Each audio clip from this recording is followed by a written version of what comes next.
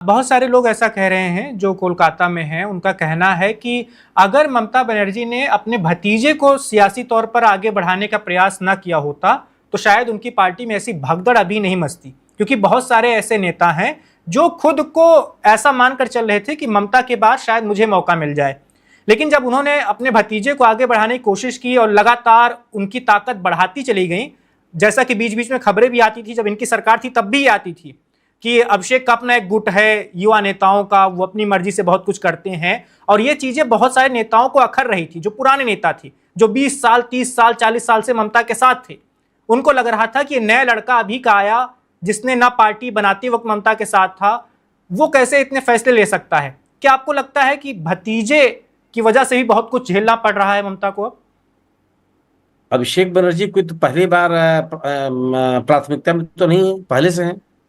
अभिषेक बनर्जी की कार्यशैली को लेकर के शुभेंदु अधिकारी ने इस्तीफा दिया था, बाकी लोग भी इस्तीफा दे देते, कौन रोक रहा था उनको?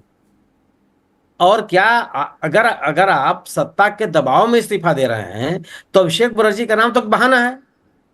जिन लोगों को अगर क्या आज अभिषेक बनर्जी को ममता बनर्जी अपनी पार्टी से अलग कर दें, या उनको जो राष्ट्रीय महासचिव का दर्जा दी हुई है या संसदीय नेता बना के रखा हुआ है उससे अलग करें तो पार्टी में टूट रुक जाएगी। यह केवल एक एक एक नैरेटिव बनाने की कोशिश होती है। भाई आप सोचिए ना, जवाहर सरकार ने इस्तीफा दे दिया राज्यसभा से कि नहीं हम नहीं रहेंगे। शुभेंदु अधिकारी ने यही आरोप लगाते हुए इस्तीफा दिया था टीएमसी से कि ममता बनर्जी अभिषेक बनर्जी को स्थापित करने का प्रयास कर रही हैं, वो अलग हो जाएंगे। अलग हो गए, लंबे समय तक उन्होंने संघर्ष किया, आज प्रदेश के मुख्यमंत्री हैं। तो जो कोई भी इस बात को कह रहा है, जिसकी अगर सुखेंदु रे साहब को ये शिकायत है तो इस्तीफा दे सकते थे वो। आज जो बयान उनका मैं पढ़ रहा हूं कि अगर मैं इस्तीफा पहले दे दिया होता तो मेरी हत्या हो जाती। ये एक सुखेंदु रे साहब कोई छोटे मोटे नेता नहीं है, बड़े नेता है पार्टी के। ये केवल और केवल अपनी पार्टी छोड़ने का एक कारण बताया जा रहा है इसको। ये आप इस पार्टी छोड़ने वाले ये नहीं बता पा रहे हैं कि बीजेपी की तरफ से हमको दबाव है या बीजेपी की तरफ से हमको आकर्षण दिया गया है। आप सौगत राय साहब का बयान पढ़ लीजिए। सौगत राय साहब ने तो खुल के कहा है ना कि उनको बीजेपी में शामिल होने का प्रस्ताव दिया गया था, जिसको उन्होंने मना कर दिया। तो ये इस तरह की स्थितियां हर जगह है। बिल्कुल। बीजेपी से जुड़े सवालों पर आते हैं सुनील जी। प्रभारी थे चुनाव के भूपेंद्र यादव, इसके अलावा और भी कई सारे नेता थे जो पश्चिम बंगाल चुनाव में बीजेपी के लिए वहां पर जाकर काम कर रहे थे। सुनील बंसल भी थे, अमित मालवीय भी थे। आपके हिसाब से दिल्ली में क्या अमित शाह सीधे इस टूट में शामिल है, मतलब उनके निर्देश पर ही सब कुछ हो रहा है, उनकी जानकारी में रहते हुए? बीजेपी में कौन कौन ये ऑपरेशन लोटस में शामिल है आपके हिसाब से? देखिए, बीजेपी में कुछ भी अमित शाह जी मोदी जी की जानकारी के बगैर नहीं होता। बाकी लोग की अपनी भूमिका है, लेकिन ऐसा कुछ भी नहीं हो सकता वहां जो इन दोनों वरिष्ठ नेताओं की जानकारी में न हो, या जो कुछ भी हो रहा है उसके लिए उनकी सहमति न हो। बड़ी पार्टी हो गई है, आवश्यक नहीं है कि हर जगह पे अमित शाह जी दिखाई पड़े। आप चुनाव एक ऐसी जगह थी, एक ऐसा मौका था जिसमें उनको दिखना था तो मौजूद थे। लेकिन अगर आज अगर महुआ मोइत्रा का तो एक बयान आया है ना, जिसमें उन्होंने कहा कि अमित शाह ने यूसुफ पठान को बुलाया, उन्होंने तो नाम लिया उसका, और किसी ने इसका खंडन नहीं किया। न तो अमित शाह जी ने बयान दिया कि नहीं नहीं नहीं मैं बिल्कुल नहीं बुलाया हूं, मैं क्यों मिलने जाऊंगा, और न यूसुफ पठान ने उसका खंडन किया कि नहीं मुझे किसी ने नहीं बुलाया, मैं दिल्ली में बिल्कुल नहीं हूं, मैं तो यहाँ हूं, मैं वहां हूं। यूसुफ पठान साहब के ऊपर भी जमीन कब्जा के आरोप है, तमाम तरह के आरोप है। तो इन आरोपों के बीच में अगर सत्ता का आपके ऊपर दबाव होगा तो स्वाभाविक सी बात है कि कितना आप उसका प्रतिकार कर पाए। अगर सरकार, संस्थाएं, अगर केंद्रीय एजेंसियां ये चाहती हैं कि आपको अपने राजनीतिक गतिविधियों को चलाते रहने की अनुमति नहीं जाएगी तो बहुत दिक्कत होती है, बहुत कठिन है इस चीजों को चला पाना। वही लोग अपने इन गतिविधियों को चला सकते हैं जिनके पास एक कमिटमेंट है। तो यूसुफ पठान साहब कोई राजनीतिक व्यक्ति तो ही नहीं, वो तो खिलाड़ी रहे हैं, उनके ऊपर दबाव आया अपना, दिल्ली में है वो, कभी भी वो अपने विद्रोही गुट में शामिल हो सकते हैं, या उनके बारे में कहा जा रहा है कि विद्रोही गुट में शामिल हैं। अभी तक जितने लोगों के नाम आ रहे हैं उसमें नाम है प्रसून बनर्जी साहब का, शर्मिला सरकार का,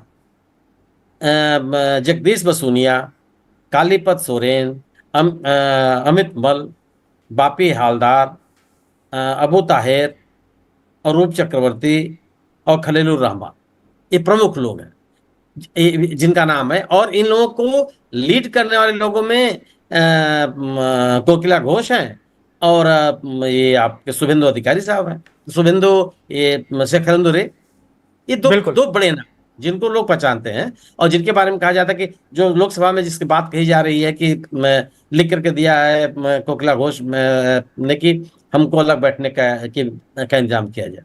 अभी तक कोई पत्र सार्वजनिक नहीं हुआ, किन किन लोगों के नाम उसमें हैं यह भी सार्वजनिक नहीं हुआ। केवल ये कहा जा रहा है 20 सांसद, 20 सांसद, 20 सांसद। जितने मैंने नाम पढ़े हैं वो 15 भी नहीं होते। लेकिन मान लीजिए सुनील जी 20 सांसद होते भी हैं तो अभी एनडीए की जो लोकसभा में मौजूदा स्थिति है, अगर ये जुड़ जाएंगे तब हो जाएगा 314 315 के आसपास इनके पास पहुंच जाएंगे। लेकिन अभी भी जिन बिलों की बात का आप कर रहे थे जिन्हें पास करवाना है बीजेपी को, उनके लिए 2/3 बहुमत चाहिए, 352 350 से ज्यादा सांसद चाहिए। अभी भी 32-30 तो कम ही रहेंगे, उनका जुगाड़ कैसे होगा? सवाल है कि भारतीय जनता पार्टी जीत करके आई थी 224 सीटें, 300, हाँ 224 सीटें, 240 सर, हाँ 240 सीटें। आज आपने गिनती गिरा दिया ना कि 315 के आसपास हो रहे हैं। 240 से 240 तो सरकार बनाने के लिए पर्याप्त नहीं था। बिल्कुल, एनडीए का पूरा आंकड़ा 294 तक पहुंच गया था, तो वही मैं कह रहा हूं। उसके बाद भी आपको जनता दल यूनाइटेड और टीडीपी का सहयोग लेना पड़ा जी, तो संख्या बढ़ गई ना। तो अब ये केवल है कि भारतीय जनता पार्टी, कोई लोग कह रहे हैं कि वो ये भी कोशिश कर रहे हैं कि जो डीएमके के सांसद हैं उनका भी समर्थन उनको मिल जाए। ये अलग की बात है कि डीएमके के सांसदों ने भी कोई संकेत नहीं दिया है। डीएमके के सांसदों, डीएमके पार्टी ने कहा है कि वो भले इंडिया जो गठबंधन है उसकी बैठक में वो शामिल नहीं हो रहे हैं, लेकिन इंडिया के गठबंधन के जो मुद्दे हैं उन मुद्दों के साथ है, जिसमें ये डिलिमिट परिसीमन का विरोध करना भी शामिल है, जिसमें एसआईआर के मुद्दे पर भी वो इंडिया दल समूह के साथ, तमाम जितने बड़े ऐसे मुद्दे हैं जिसमें वो इंडिया गठबंधन के साथ है। इंडिया गठबंधन की मीटिंग वो नहीं आए। इससे तो नहीं लगता कि डीएमके के लोग उनके साथ चले जाएंगे, लेकिन कौन किसका समर्थन कर देगा? आप पिछले सरकार में देखिए, बीजेडी से कोई उम्मीद कर रहा था कि वो बीजेपी के साथ लगातार खड़ी रहेगी, कभी उनके साथ खड़ी नहीं हुई, लेकिन हर मसले पर उनका साथ दिया। बिल्कुल, वैसे कांग्रेस भी लगातार समर्थन दे रही थी, तमाम कांग्रेस समर्थन। परिणाम क्या हुआ कि उड़ीसा में बीजेडी हार गई और आंध्र प्रदेश में वाई सरकार कांग्रेस हार गई। तो ये इन राजनीतिक दलों को तय करना है कि वो अपने राजनीतिक अस्तित्व को बचाए रखना चाहते हैं या भारतीय जनता पार्टी की ताकत में अपने आप को विलीन कर देना चाहते हैं।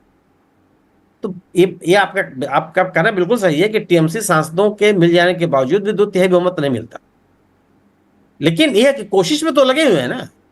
बिल्कुल, क्या ये कोशिश ऐसी भी है सर कि पश्चिम बंगाल की राजनीतिक स्थिति ऐसी बना दो कि अगर 2 टीएमसी हो जाएगी, कांग्रेस वहां पर अपना लगभग जनाधार तो खो ही चुकी है, इस बार अलग लड़ने की कोशिश की थी थोड़ा बहुत, लेकिन सीटें कितनी मिली आपको पता ही है। सीपीआईएम जो वहां पे 34 सालों तक जिसने राज किया था, उसकी स्थिति भी बहुत खराब है वहां पर।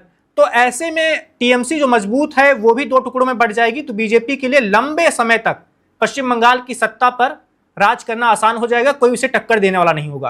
क्या रणनीति पूरी यही है? बिल्कुल यही है, हर राज्य में किया उन्होंने ना। यह जो आप बात कर रहे हैं, यह फार्मूला भारतीय जनता पार्टी ने हर राज्य में आजमाया है कि जो उनको चैलेंज देने वाली राजनीतिक ताकतें हैं, राजनीतिक दल हैं, राजनीतिक नेता हैं, उनको कमजोर कीजिए। जिस गुजरात में वो पिछले कई सालों से सत्ता में है, वहां भी किसी ऐसे नेता को पनपने नहीं देते जो विरोधी दल में हो, उसको तोड़ करके अपने साथ ले आते हैं। चाहे आम आदमी पार्टी को आप देख लीजिए, चाहे कांग्रेस के लोगों को देख लीजिए, किसी भी व्यक्ति को जिसको तोड़ पाते हैं, जिसके पास जिससे संपर्क कर पाते हैं, उसको अपने साथ ले आते हैं। 2017 वाले चुनाव में आपको याद ही होगा, गुजरात में अल्पेश ठाकुर, जिग्नेश मेवानी और हार्दिक पटेल 3 नेता थे। इसमें हार्दिक पटेल और अल्पेश ठाकुर तो बीजेपी में ही है। चलो, तो यार वहां पे ये अर्जुन मोटवाडिया कांग्रेस के बड़े नेता थे, वो टूट के चले गए। आप याद कीजिए ना कि जितने, ये हर राज्य में बीजेपी ने काम किया। आप मध्य प्रदेश में देख लीजिए, कांग्रेस को तोड़ दिया। आप हरियाणा में देख लीजिए, राष्ट्रीय लोकदल को तोड़ दिया। आप बिहार की स्थिति देख लीजिए, जनता दल यूनाइटेड की स्थिति क्या हो गई। महाराष्ट्र में आप देखिए एनसीपी और शिवसेना दोनों की स्थिति क्या हो गई है। किसी भी ऐसे राजनीतिक दल की मजबूती बनी रहे, भारतीय जनता पार्टी ने इसकी अनुमति नहीं दी है। भारतीय जनता पार्टी की राजनीतिक कार्यशैली में यह शामिल है कि अपने विरोधियों को कमजोर करो। और ये एक हालांकि बहुत अच्छी स्थिति इसको नहीं कही जाएगी, ठीक है, अब राजनीतिक दल टूटे, वो करें, सब करें और जनता का उनका समर्थन खत्म हो जाए भी ठीक है, लेकिन बाकायदे सत्ता का दुरुपयोग करके पार्टियों को तोड़ा जाए, सत्ता का दुरुपयोग करके उनके आर्थिक संसाधनों को सुखा दिया जाए, ऐन चुनाव के मौके पर देश की सबसे बड़ी पार्टी का जो बैंक अकाउंट है उसको सीज कर दिया जाए, ये कोई बहुत अच्छा संदेश नहीं जाता। ये जाता है कि एन के प्रकार किसी तरह से सत्ता में बने रहना है, जो कम से कम देश को बनाने और समाज को बनाने के लिए जो एक नैतिकता की आवश्यकता होती है उसके विपरीत है। जी बिल्कुल सुनील जी, अभी ऐसा लग रहा है कि 3 टुकड़ों में बटी हुई है टीएमसी। एक ममता की पार्टी खुद, जिसमें उनके बचे कुचे विधायक हैं और सांसद हैं। एक ये 20 सांसदों वाला गुट अलग है जो अपने अलग होने का दावा कर रहा है, और एक 58 विधायकों वाला भी अलग गुट है। ऋतव्रत बनर्जी को उसने नेता प्रतिपक्ष चुन लिया है। आपके हिसाब से 3 टुकड़ों में ही रहेगा, या फिर ये सांसद और विधायक जो अलग हुए हैं एक मिलकर ये पार्टी पर ही पूरा दावा ठोक देंगे और चुनाव निशान भी ले लेंगे जैसे शिंदे ने किया था? नहीं, तो ये कोई बहुत कठिन बात नहीं है, ये संभव है। ये इसीलिए पार्टी को इस बड़ी संख्या में तोड़ा ही गया और उनसे पार्टी ये काम शिंदे को नहीं, ये शरद पवार को भी के साथ भी हुआ। शरद पवार से ये पार्टी चली गई, उनका पार्टी का सिंबल चला गया। जी, उद्धव ठाकरे साहब के साथ ये पार्टी चली गई, पार्टी का सिंबल चला गया। वो तो मान लीजिए कि है कि और गठबंधन की राजनीति में अपना अस्तित्व बचाए हुए। सरकारें जब ये काम करती है ना, तो ये ऐसा नहीं है कोई विकल्प छोड़ दे। टीएमसी भी टूट रही है और ये होना ही होना है कि ममता बनर्जी से पार्टी भी जाएगी, उसका नाम भी जाएगा और पार्टी और जो चुनाव चिन्ह है वो भी जाएगा। यह किसी भी दशा में उसको इस लायक नहीं छोड़ेंगे वो कि पार्टी के नेता बनी रहेंगी। इस सीमा तक जाना ही जाना है उसको, क्योंकि भारतीय जनता पार्टी हर हाल में एक कमजोर टीएमसी देखना चाहती है। क्योंकि आपने बताया भी कि कांग्रेस और वामपंथियों की उतनी ताकत नहीं है, लेकिन विपक्ष का स्थान पूरी तरह से खाली हो जाएगा ऐसा नहीं। विपक्ष की ओर से अगर आज जिस तरीके से ममता बनर्जी इंडिया दल समूह की बैठक में गई, इंडिया दल समूह के नेताओं के साथ वो मौजूद रही, मेरा अपना मानना यह है कि पश्चिम बंगाल में भी इंडिया दल समूह की सक्रियता बढ़ेगी और टीएमसी के द्वारा अभी तक जो पूरी तरह से टीएमसी का राजनीतिक आधार था, विपक्ष का जो स्थान है वो खाली नहीं रहेगा। वो एक दल नहीं ले पाएगा, बिल्कुल सही कि एक दल अभी तत्काल नहीं ले पाएगा, लेकिन कम से कम कैडर वामपंथियों के पास भी है, कैडर कांग्रेस के पास भी है। बिल्कुल। तो लेकिन ममता की बात करें सुनील जी, ममता बनर्जी जुझारू किस्म की नेता है, सबको पता है। वो हार मानने वालों में से नहीं है, अपने दम पर उन्होंने बहुत कुछ किया है। कांग्रेस से अलग हुई, अपनी पार्टी बनाई, खुद लंबे समय तक संघर्ष किया, वाम मोर्चे की सरकार के खिलाफ, वाम दलों के खिलाफ लड़ाई लड़ी और 2011 में आखिरकार उन्हें सत्ता मिल ही गई। 15 साल सत्ता में भी रही, लगातार मुख्यमंत्री रही। लेकिन अब ममता फिर से उनको वही सारा संघर्ष करना पड़ेगा अगर पार्टी बचानी है, पार्टी को आगे बढ़ाना है तो। लेकिन ममता के साथ अब उनकी उम्र नहीं है, वो 71 साल की हो गई हैं।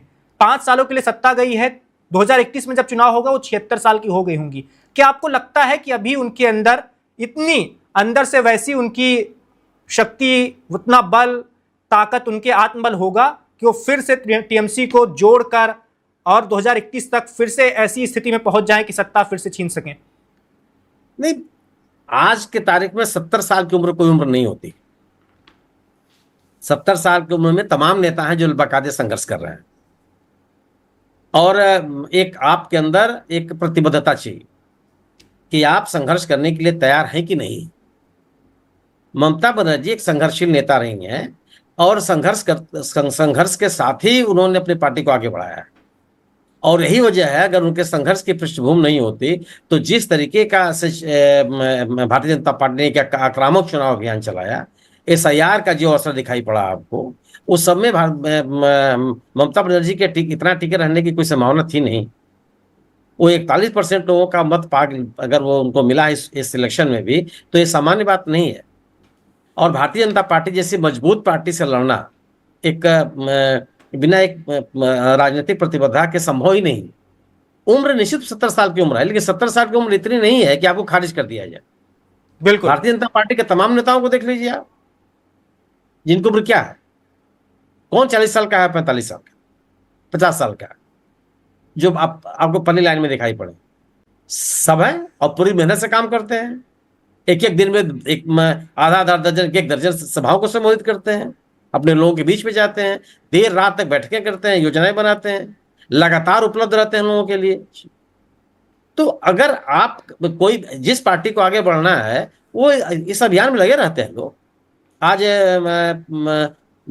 ममता बनर्जी को इस बिना पर क्योंकि 70 साल की उम्र हो रही है वो संघर्ष नहीं कर पाएंगी। वो सिर्फ एक सवाल था सुनील जी कि क्या वो कर पाएंगे नहीं। मैं ऐसे उनके राजनीतिक इतिहास को तो सब जानते ही हैं कि कैसे वो करके आई हैं। बिल्कुल, मैंने कहा तो क्या आप निगाह दौड़ा लीजिए ना, आप निगाह दौड़ाइए कि किस बड़ी जिन पार्टियों के नेता विरोध में ही है। कुछ ही ऐसे नेता हैं जिनकी उम्र 50 से कम है, अन्यथा तो अधिकांश लोगों की स्थिति यही है।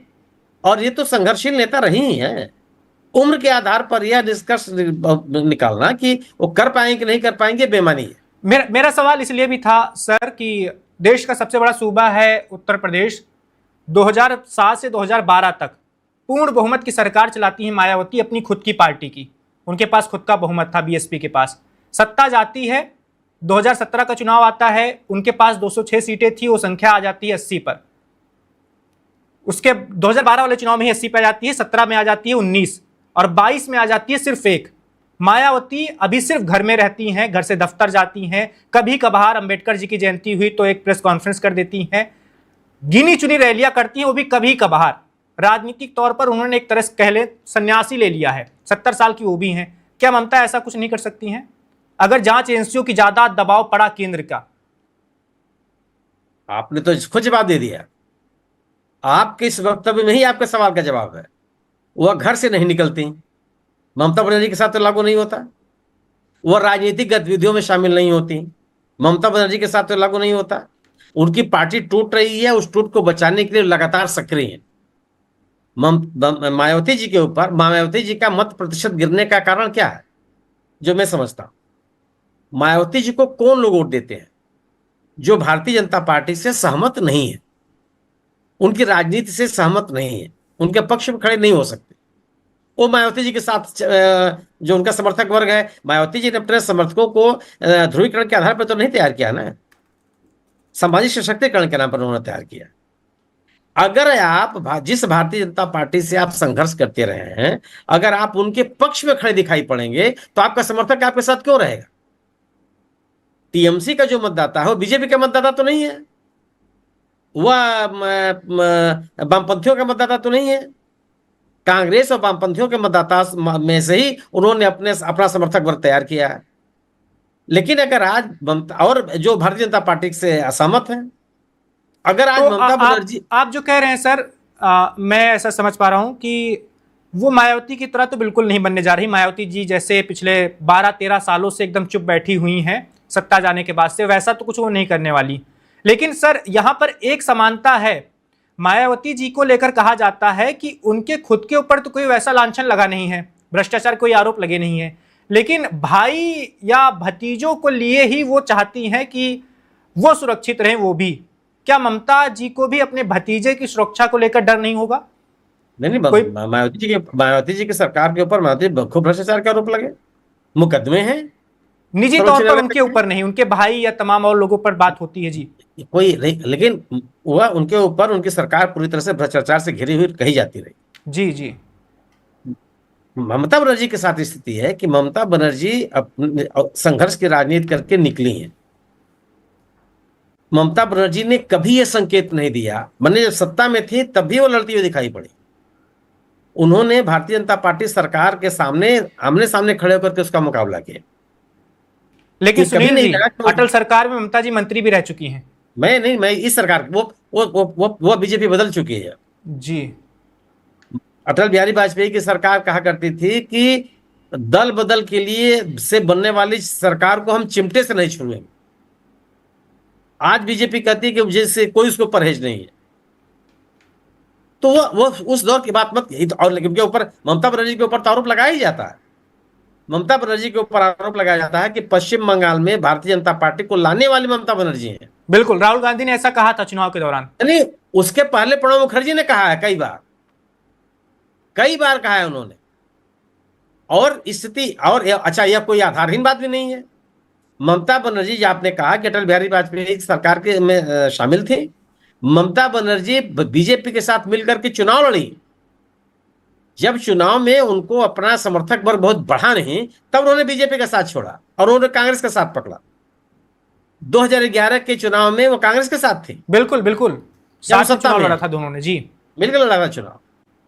वह 2 बार प्रयास किए कि बीजेपी के साथ लड़ करके वह अपना मत प्रतिशत, अपने समर्थक वर्ग को बढ़ा सकते हैं। उनको वो सफलता नहीं मिली। भारतीय जनता पार्टी को लोग स्वीकार करने के लिए तैयार नहीं थे राज्य में, लेकिन ममता जी ने उनको स्थान दिया। सरकार में रहते हुए भी भारतीय जनता पार्टी के अनुषंगिक संगठनों को उन्होंने मदद पहुंचाई। ऐसा नहीं था कि उनके संगठन के विस्तार में या उनके जनाधार के विस्तार में कोई अवरोध उन्होंने पैदा किया। तो ये आरोप उनके ऊपर है, लेकिन बावजूद इसके वह एक गैर सांप्रदायिक नेता के रूप में उनकी छवि रही है। बिल्कुल, वह एक डेवलपमेंट की बात करती रही है, बंगाल अस्मिता की बात करती रही हैं, और एक समर्थक वर्ग उन्होंने तैयार किया। बिल्कुल। एक आखिरी सवाल सर इस बातचीत का, बहुत सारे दिल्ली में बैठे सियासी जानकार ये कह रहे हैं कि ममता जी के लिए अच्छा ये होगा कि अब वो फिर लौट आए वहीं पर जहां से वो गई थी। कई बार सर महाराष्ट्र में शरद पवार ये कहते आए हैं, से संकेत देते आए हैं कि उनका वाला गुट हो सकता है भविष्य में कांग्रेस के साथ जुड़ जाए या विलय कर ले। क्या ममता जी कभी ऐसा चाहेंगी या वो कर सकती हैं? बहुत कम संभावना लग रही है, मुझे पता है वो ऐसी नेता है, अपना दल है उनका, क्यों विलय करेंगी, लेकिन फिर भी क्या ऐसी कोई संभावना भविष्य में बन सकती है? भविष्य में क्या होगा इसको वैभव जी कहना मुश्किल है, लेकिन आज अगर कोई राजनीतिक दल किसी बड़े राजनीतिक दल में विलय की बात करता है तो वह अपने आप को राजनीतिक रूप से कमजोर होना स्वीकार कर लेता है। यह स्वीकारोक्ति कम से कम ममता बनर्जी याद करने वाली नहीं है। दूसरी चीज, एक कमजोर टीएमसी या एक ऐसी टीएमसी जो अपने जनाधार को खिसकता हुआ स्वीकार कर ले, वह किसी के लिए सेट नहीं है। वह इंडिया दल समूह के लिए भी सेट नहीं है। स्वीकार आप कांग्रेस में शामिल होकर के आज हो सकता है कि तात्कालिक लाभ आपको मिल जाए, दीर्घकालिक लाभ के लिए अपनी राजनीतिक चुनौतियों को और अपनी राजनीतिक ताकत को बनाए रखना आवश्यक है।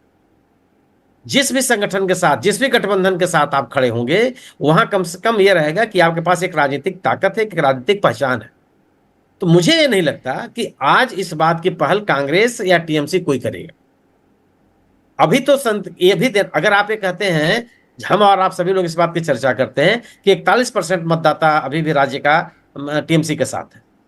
जब आप कांग्रेस से विलय की बात करते हैं तो यह पूरा का पूरा जो नैरेटिव है वो खत्म हो जाता है। ये लगेगा कि आपको आपका अपना कोई जनाधार है ही नहीं। आप स्वीकार कर ले रहे हैं कि मेरे पास कोई राजनीतिक ताकत नहीं, आपकी कोई राजनीतिक पूंजी नहीं। तो बिना राजनीतिक पूंजी के किसी भी गठबंधन में जाने पर आपकी पहचान क्या रहेगी? अभी आवश्यक है कि टीएमसी अपनी पूरी राजनीतिक ताकत, अपनी पूरी पहचान के साथ गठबंधन की राजनीति करे और भारतीय जनता पार्टी को चुनौती दे। उनकी आज पश्चिम बंगाल में ममता बनर्जी की पहचान बना रहना आवश्यक है। इसलिए जो भारतीय जनता पार्टी के विरोध में जो लोग हैं, वह उस गठबंधन के माध्यम से और टीएमसी के माध्यम से एक मजबूत राजनीतिक चुनौती बन सकते हैं। लेकिन अगर टीएमसी मर्ज करती है तो पहले तो ही स्वीकार कर ले कि मैं कुछ सही रह ही नहीं गए। और यह स्वीकारोक्ति किसी राजनीतिक दल के लिए, उस राजनीतिक दल के समर्थकों के लिए, उस राजनीतिक दल के रैंक एंड फाइल के लिए कतई उचित नहीं है। उस गठबंधन के लिए भी उचित नहीं है जिस गठबंधन के साथ वो राजनीतिक दल अपने आप को खड़ा पाएगा या जिसके साथ वो खड़ा होने की कोशिश करेगा। Subscribe to One India and never miss an update. Download the One India app now.